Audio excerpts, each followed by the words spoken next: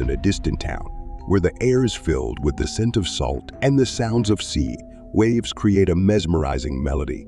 A circus unfolded. In this circus worked a clown named Gideon, devoted to his art. He blended humor and fear in his performances, entertaining the audience with his unique blend of emotions. Gideon was a highly talented artist, but his passion for the circus arts began to consume him. He spent hours and hours dancing joyfully in front of the astonished crowd, and when the curtain fell, he remained in his costume as if it had become a part of him. The oddities began when Gideon started discovering knives in his hands that he couldn't remember picking up. In wild bewilderment, he realized that his hands were acting independently, doing something sinister. The morning after one such incident, he woke up with a knife's blade deeply embedded in the wooden half of his bed. Gideon started to fear himself. He would black out only to wake up surrounded by the dark ambience of the circus tent. Knives arranged around him created a terrifying sight.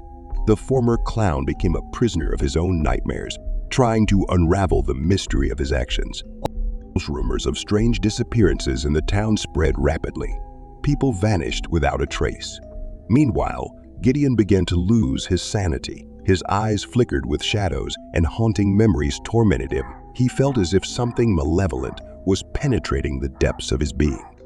One by one, ordinary citizens disappeared. Families, children, lovers, no one was spared from this mysterious vanishing.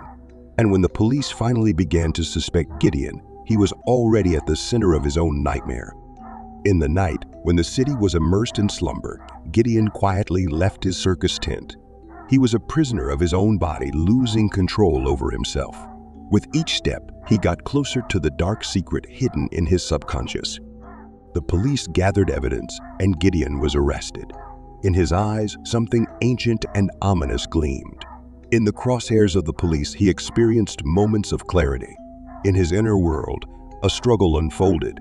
His remaining human part fought against the darkness. During the trial, Gideon didn't plead guilty, having no memory of what had happened. He became a pawn in the game of fate, entangled in horrifying events that echoed through the city's history. Despite the evidence presented in court, uncertainty and horror were evident in his eyes. He was sentenced to life imprisonment. Gideon's fate faded into the shadows of the past, and the city continued to live with its nightmares. The mystery of what made the clown lose himself remained in the darkness of the circus tent, and the memory of the townspeople lingered with the shadow of an unknown horror.